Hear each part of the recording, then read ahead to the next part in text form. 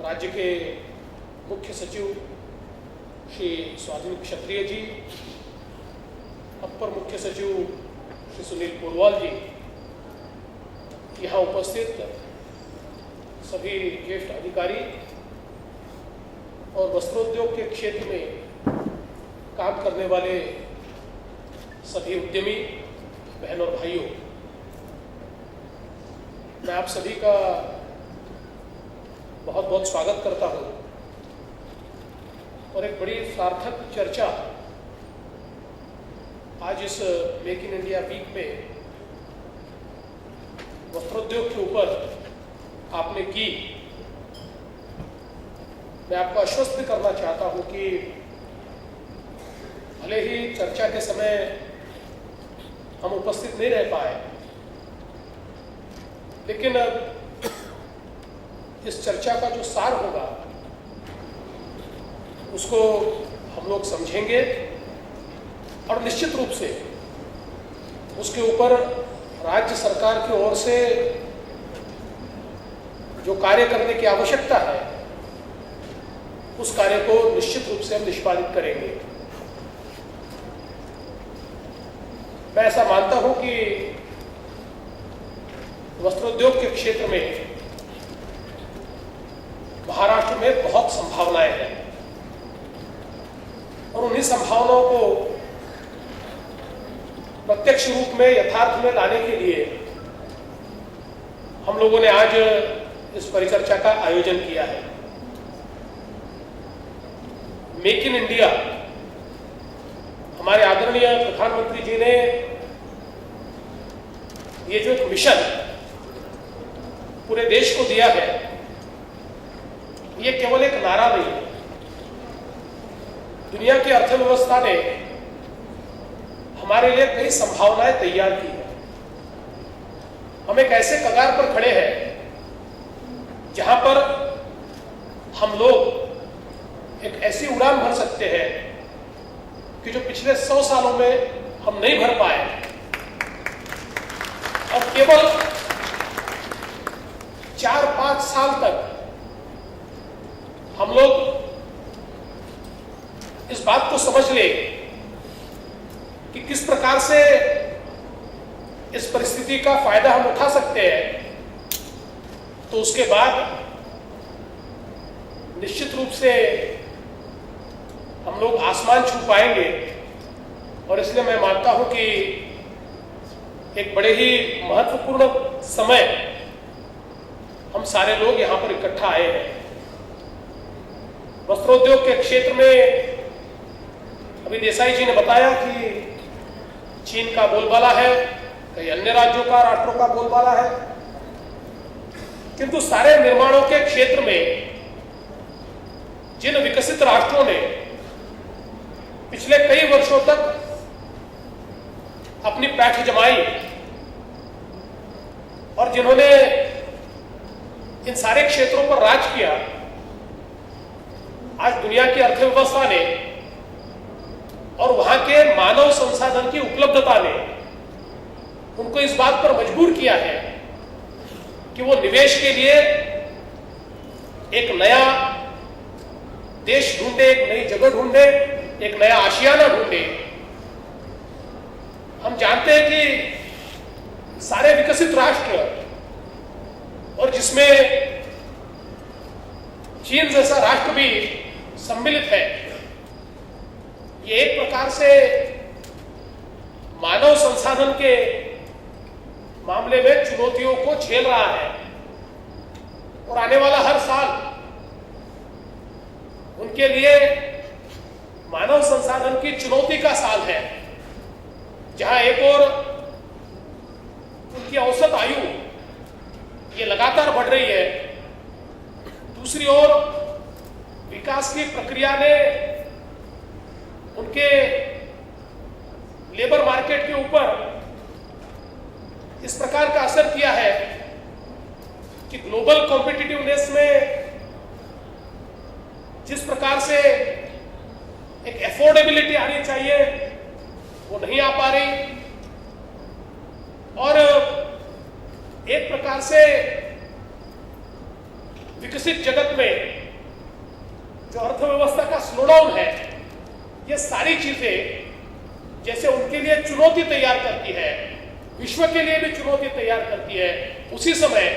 हमारे देश के लिए यही चुनौती अवसर है कि जिसमें हमारे पास जो युवा जनसंख्या है, उस जनसंख्या को मानव संसाधन के रूप में इस्तेमाल करके और इस वैश्विक अर्थव्यवस्था में हमारी जो विकास की गति है, उस गति को और तेजी देते हुए हम लोग दुनिया के बाजार पर अपना कब्जा जमा सकते हैं। और इसलिए मैं ऐसा मानता हूं कि वस्त्रोद्योग के क्षेत्र में इस प्रकार का अवसर आज जो प्राप्त हुआ है, हम सभी लोग, सरकार हो, उद्यमी हो, मजदूर हो, किसान हो, ये सारे के सारे लोग इस बात को समझ लें कि ऐसा अवसर अर्थव्यवस्थाएं बार बार नहीं देती। और इसलिए जो करना है आज करना है, जो करना है अभी करना है, जो करना है इन 5 सालों में करना है। और इसलिए महाराष्ट्र की सरकार ने एक बड़ी ही प्रोएक्टिव इस प्रकार की भूमिका इसमें स्वीकृत की है। मैं ऐसा मानता हूं कि आज हमारा खेती का जो क्षेत्र है, हमारा जो सर्विस का क्षेत्र है, हमारा जो इंडस्ट्री का क्षेत्र है, इन तीनों क्षेत्रों के लिंकेजेस अगर हम ठीक ढंग से तैयार करें और उसके एक इकोसिस्टम अगर हम लोग बिल्डअप कर पाए, तैयार कर पाए, तो निश्चित रूप से हम इसको एक दूसरे स्तर के ऊपर ले जा सकते हैं। आज महाराष्ट्र एक कॉटन प्रोड्यूसिंग स्टेट है, इतने बड़े पैमाने पर कपास यहां तैयार होता है, किंतु केवल 30% कॉटन के ऊपर हम लोग वैल्यू एडिशन करते हैं, 70% पर नहीं कर पाते। तो इससे न केवल हम लोग अवसर गंवाते हैं, पर इसका सीधा असर आज हमारे कृषि क्षेत्र के ऊपर भी होता है, हमारे किसानों के ऊपर भी होता है। क्योंकि जहां अक्सर हमने ये देखा है वैल्यू एडिशन होता है, जहां सेवा क्षेत्र में एक सप्लाई चेन तैयार होती है और वैल्यू एडिशन और सप्लाई चेन के माध्यम से हम लोग किसानों को अच्छा दाम दे सकते हैं। और आज जो हमारा बाजार है, उस बाजार के ऊपर किसानों का भी एक हक इस माध्यम से प्रस्थापित होता है। तो इसका केवल इंडस्ट्री को फायदा होता है ऐसा नहीं है, इसका किसानों को भी बहुत बड़े पैमाने पर फायदा होता है। और इसलिए एक सीमलेस इकोसिस्टम इसकी डेवलप करना ये अपने आप में बहुत आवश्यक है। और इसलिए हमने ये तय किया कि राज्य सरकार इसमें पुरजोर कोशिश करेगी और हम लोग ये सारी इकोसिस्टम को डेवलप करेंगे। इंटीग्रेटेड टेक्सटाइल पार्क ये एक ऐसी संकल्पना है जिसमें हमको फार्म टू फैशन जाना है, हर प्रकार के वैल्यू एडिशंस हम लोग कर पाए, इस प्रकार का प्रयास हमको करना है। और निश्चित रूप से उसके आगे जाकर गारमेंटिंग तक सारी चीजें अगर हम लोग ठीक ढंग से कर पाए, तो मुझे ऐसा लगता है कि इसका बहुत फायदा हो सकता है। इसमें सबसे महत्व की बात क्या है, तो इसको अगर क्लस्टर फॉर्मेट में हम लोग करते हैं, इसको अगर पार्क फॉर्मेट में हम लोग करते हैं, तो जो हमारी शेयर्ड कैपेबिलिटीज है उसके कारण हम उसको ग्लोबल कॉम्पिटिटिवनेस में एफोर्डेबिलिटी के पास ला सकते हैं। और आज वैश्विक बाजार में जहां एक एक पैसे से मुझे ऐसा लगता है कि कंपटीशन करनी पड़ती है, और क्वालिटी और एफोर्डेबिलिटी ये दोनों चीजें बहुत ज्यादा महत्व रखती है, वहां पर अगर हम शेयर्ड कैपेबिलिटीज तैयार करेंगे और हम लोग सीमलेसली एक ही जगह सारा वैल्यू एडिशन कर पाएंगे और उसके लिए आवश्यक सारी इकोसिस्टम अगर वहीं तैयार कर पाएंगे, तो मुझे ऐसा लगता है कि ये जो अवसर हमको मिला है उस अवसर को हम लोग प्राप्त कर पाएंगे। इसी दृष्टि से इन सारे इंडस्ट्रियल पार्क्स की हमने रचनाएं की है। इस क्षेत्र में नई नई प्रकार के जो सब्सिडीज है उसकी रचना हमने की है। उससे आगे जाकर कुछ और लिंकेजेस की आवश्यकता है, उसकी रचना हमने की है। और मुझे बहुत खुशी है, हमारा पहला पार्क जो हमने नांदगांव पेठ में शुरू किया, जिस प्रकार से आप लोगों ने उसमें सहभागिता दी है, मैं तो ऐसा मानता हूं कि आज नांदगांव पेठ 15 साल पहले इतना सुंदर हमने एमआईडीसी का एरिया बनाया। मैं जब भी नागपुर से अमरावती जाता था तो खाली पड़े प्लॉट देखता था, बड़े सुंदर रास्ते बने हुए थे, पर एक भी इंडस्ट्री वहां दिखाई नहीं पड़ती थी। तो बड़ा दुख होता था कि इतनी इन्वेस्टमेंट हमने की और आज ये परिस्थिति है। लेकिन मुझे खुशी तब हुई जब अभी मैं अमरावती जिले में एक कार्यक्रम में गया और वहां पर मुझे कुछ बाहर के राज्यों से लोग आकर मिले और उन्होंने कहा 5 लोग एक साथ आकर इंडस्ट्री डालना चाहते हैं और नांदगांव पेठ में हमको जगह की आवश्यकता है, लेकिन हमारा नंबर नहीं लग रहा। ऐसा जब उन्होंने मुझे कहा तो मुझे बड़ा आश्चर्य हुआ, एक सुखद आश्चर्य हुआ कि जहां पर कोई जाना नहीं चाहता था, आज वहां पर जगह के लिए लोग लाइन लगाकर खड़े हैं। और यह आप लोगों के कारण संभव हुआ है, जिन्होंने वहां पर इसकी शुरुआत की और ये दिखाया कि ये हो सकता है। अभी जिसकी बात हुई रेमंड्स की, कल हमने उसका एक सामंजस्य करार हमारे माननीय प्रधानमंत्री जी के सामने किया और मैं थोड़ा करेक्शन करना चाहता हूं।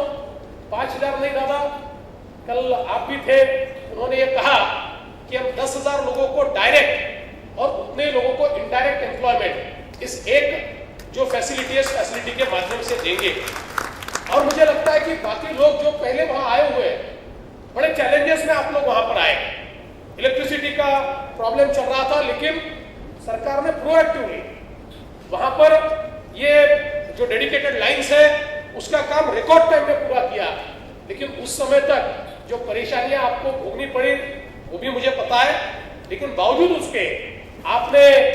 वहां पर केवल अपनी इंडस्ट्री नहीं लगाई, तो आपने अन्य लोगों को भी जाकर बताया कि दिस इज द डेस्टिनेशन। मैं ऐसा मानता हूं कि आप केवल उद्यमी नहीं है, तो आप हमारे एम्बेसडर्स भी हैं। आप जब एक सक्सेस स्टोरी लोगों को बताते हैं तो मुझे लगता है कि लोग निश्चित रूप से बड़े पैमाने पर आकृष्ट होते हैं। मैं आपको विश्वास दिलाना चाहता हूं कि हम निश्चित रूप से जो सारे इंटीग्रेटेड टेक्सटाइल पार्क्स तैयार करेंगे, सभी जगह पर बहुत अच्छा इंफ्रास्ट्रक्चर तैयार करेंगे, सारी फैसिलिटीज तैयार करेंगे और जितना हैंड होल्डिंग हम कर सकते हैं उतना हम करेंगे, क्योंकि हम ऐसा मानते हैं कि आप एक साइड और हम एक साइड, इस प्रकार से ये नहीं चलेगा। आप और हम दोनों जब एक साइड में आएंगे और किसान को भी अपने ही साइड में लेंगे, तब जाकर विकास की प्रक्रिया को गति मिलेगी और राज्य सरकार यही करना चाहता है। अभी अभी हम लोग स्वीडिश प्राइम मिनिस्टर से बात कर रहे थे और उनके साथ एक कार्यक्रम भी हुआ, उनसे चर्चा भी हुई। तो उस चर्चा के समय हमने उनको ये कहा कि H&M जैसे उनके जो ब्रांड्स हैं वो आज भारत में आना चाहते हैं। तो हमने उसको कहा कि हमारे जो इंटीग्रेटेड टेक्सटाइल पार्क्स है उससे जोड़कर अगर एपिरल पार्क्स ये तैयार हो जाए तो आज जो कपड़ा हम तैयार करते हैं उसके आधार पर आपके ब्रांड्स भी यहाँ पर तैयार हो सकते हैं। और उन्होंने उसमें काफी रुचि दिखाई। तो मैं ऐसा मानता हूं कि हमारे जो देश के ब्रांड्स है, जो विदेश के ब्रांड्स है, ये सारे ब्रांड्स को क्वालिटी क्लॉथ देने का की ताकत आज हमारे पास है। और मैं ऐसा मानता हूं कि इसको हम लोग कॉटन से लेकर तो ब्रांडिंग तक, फैशन तक अगर ले जाए तो निश्चित रूप से दुनिया के मार्केट के ऊपर, डोमेस्टिक मार्केट तो हमारे पास है ही, क्योंकि जैसे हमारे प्रधानमंत्री जी कहते हैं कि डेमोग्राफी, डेमोक्रेसी एंड डिमांड, एक ह्यूज डोमेस्टिक डिमांड है। 1 बिलियन से ऊपर हमारी जनसंख्या है, 125 करोड़ लोग तो हमारे पास है और उसके बावजूद दुनिया का जो मार्केट है वो भी हमारे लिए खुला है। तो हम सब लोग मिलकर अगर आगे जाने की कोशिश करेंगे तो मैं ऐसा मानता हूं कि आने वाले 5 सालों में देश और दुनिया के बाजार पर भारतीयों का, हमारा पूरा का पूरा, हमारी हकदारी होगी, हमारी ताकत होगी, हमारी पैठ होगी और निश्चित रूप से हम लोग ये कर सकते हैं। राज्य सरकार की ओर से मैं आपको आश्वस्त करना चाहता हूं, इस सारे प्रोसेस में जहां जहां हमारी आवश्यकता है हम लोग पूरे तरीके से आपके पीछे खड़े हैं। आइए, इन्वेस्ट कीजिए, तैयार कीजिए और बेचिए।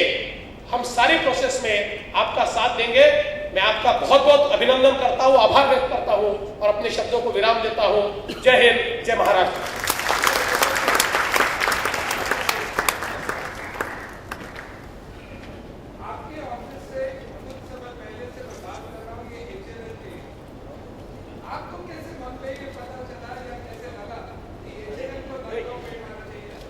देखिए, आपके मन की बातें जो है वो हमारे मन तक पहुंच जाती है, और मैं तो आपका विशेष रूप से आभार व्यक्त करूंगा कि आपने जिस प्रकार से खुद निवेश नहीं किया, आपने इतने निवेशकों से बातचीत करके उनको लाया है।